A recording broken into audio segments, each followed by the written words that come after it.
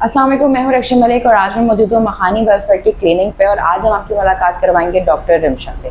आज का टॉपिक बहुत कॉमन है जो कि हर घर में एक मसला रहता है। जैसे हमने लास्ट टाइम डिस्कशन की थी पीरियड्स के बारे में, आज हम डिस्कस करेंगे बांझपन के बारे में। जैसे आपको पता है कि बहुत सारी ख़वातीन बहुत परेशान होती हैं शादी के बाद, वो कंसीव नहीं कर पाती, उनके बच्चे नहीं होते और उनको आइडिया भी नहीं होता कि उनको क्या प्रॉब्लम फेस कर रही हैं वो, जिसकी वजह से वो कंसीव नहीं कर पा रही और प्रेग्नेंट नहीं हो पा रही। बहुत सारे मसले मसाइल रहते हैं लेकिन हमें पता नहीं होता। हम क्या करते हैं, हम यूट्यूब पे जाते हैं, सर्च करते हैं कि कौन कौन सी देसी रेमेडीज़ हैं, कौन सी मेडिसिन खानी चाहिए, या हम एक दूसरे ख़वातीन एक दूसरे से बात करना बेहतर समझे कि ये नहीं कि वो आकर इस चीज़ को डिस्कस करें, डॉक्टर के पास जाएं, किसी बड़े से मशवरा लें कि क्या हो सकता है क्या नहीं हो सकता। तो आई प्रेफर कि अगर आपको कोई भी ऐसा मसला मसाइल हो, या आप कंसीव नहीं कर पा रहे हैं, या आपकी शादी के बाद पीरियड्स में मसले हो रहे हैं, इंटरकोर्स में मसले हो रहे हैं, तो उसको हल करने के लिए आपको डॉक्टर के पास जाना चाहिए। तो राइट नाउ जो हमारी वीडियो है ये बेस्ड ऑन द बांझपन है, तो आइए हम जानते हैं डॉक्टर रिमशा से कि क्या क्या सिम्टम्स होते हैं, कैसे फेस करना होता है और इनको किस तरह से डील करना होता है। अस्सलाम वालेकुम। वालेकुम अस्सलाम। कैसी हैं आप? जी अल्लाह का शुक्र है। अच्छा डॉक्टर रिमशा, आपके पास पेशेंट्स वगैरह आती होंगी फीमेल, तो आई नो कि पीरियड्स के ऊपर होता होगा एक मसला और हमेशा बांझपन के ऊपर। जी जी। तो मुझे बताएं कि बहुत सारी ऐसी ख़वातीन हैं जो घर बैठी हुई हैं, उनको आइडिया नहीं होता, तो वो क्या करती हैं, वो एक दूसरे से पूछती हैं और देसी रेमेडीज़ पे चली जाती हैं। तो first of all tell me कि देसी चीज़ों के ऊपर जाना चाहिए या डॉक्टर के पास आके मेडिसिन की तरफ जाना चाहिए? देखिए, हमें देसी चीज़ों पर नहीं जाना चाहिए, बस हाँ खिलाई पिलाई पे, खुराक पे अपना ध्यान देना चाहिए, वेजिटेबल इस्तेमाल करनी चाहिए। और फर्स्ट ऑफ ऑल तो देखें, पीरियड का एक 7 डेज़ है, कुदरती अमल है कि 7 डेज़ आते हैं पीरियड्स। क्योंकि अगर उस दौरान आपको कोई साइन हो रहे हैं कि अनरेगुलर हो रहे हैं, या रिपीट आपको 15 डेज़ में दोबारा हो रहे हैं, या पेनफुल पीरियड हो रहे हैं, तो मीन्स ये साइन है इनफर्टिलिटी के भी, और मीन्स ये साइन है कि आपको अंदर कोई अंदरूनी इन्फेक्शन हो रहा है। तो उसके लिए आप आएँ, डॉक्टर से रुजू करें और अल्ट्रासाउंड करवाएं। अल्ट्रासाउंड करवाएं तो उसमें जो भी मसले मसाइल होंगे आपके सामने आएंगे, और इंशाल्लाह इनफर्टिलिटी के यही साइन बनते हैं।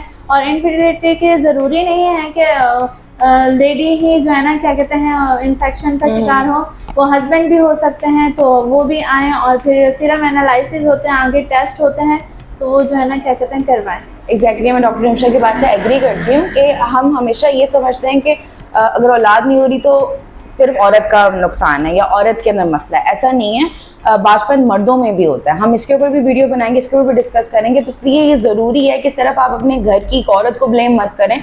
सिर्फ औरत ही नहीं होती इस चीज़ की रिस्पॉन्सिबल, उसी को सिर्फ डॉक्टर के पास नहीं जाना, उसको टेस्ट नहीं करवाने, बल्कि मर्द को भी टेस्ट करवाने चाहिए। क्योंकि ज़रूरी नहीं है कि हर चीज़ पे हम ब्लेम औरत को करें, क्योंकि समटाइम बहुत सारी चीज़ें होती हैं जो मर्द के अंदर भी बहुत सारी कमजोरियाँ होती हैं, और उस पर आपको कभी भी शर्मिंदा नहीं होना चाहिए, बल्कि मर्द हजरात को भी इस चीज़ पर इलाज करवाना चाहिए, और प्रॉपर इलाज कराना आपका हक बनता है अगर आपको ऐसा कुछ फील हो रहा है, और हमारा राइट है आपको अवेयरनेस देना।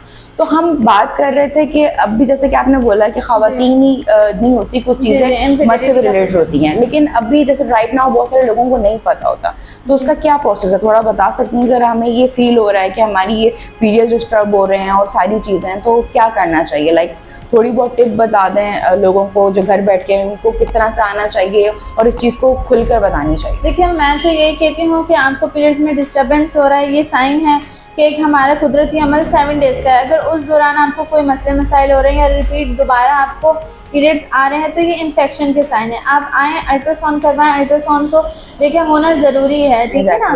तो अल्ट्रासाउंड में ही सब वाज़ेह हो जाएगा और फिर इंशाल्लाह आपको बता दिया जाएगा। उसके बाद फिर step by step process start होता है डेफिनेटली। तो is the same goes to for the period. जैसे कि पीरियड्स में आपको मसले हो रहे हैं, बहुत सारी चीज़ें हो रही हैं, तो जब आप डॉक्टर के पास आते हैं तो ultrasound is the first step. तो काइंडली जो ख़वातीन मुझे देख रही हैं राइट नाउ और उनको ये फील हो रहा है कि हमारे साथ ये बहुत मसले मसाइल हैं, तो प्लीज़ आप मखानी वेलफेयर पर आएँ। डॉक्टर रिमशा यहाँ पे अवेलेबल हैं।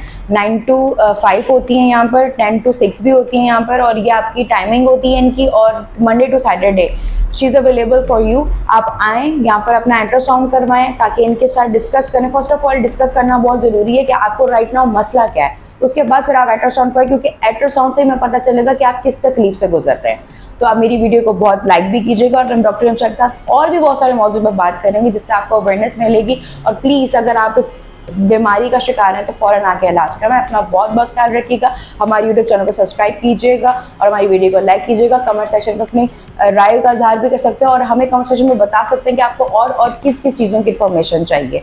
हम आपको ज़रूर गाइड करेंगे। अल्लाह हाफ़िज़।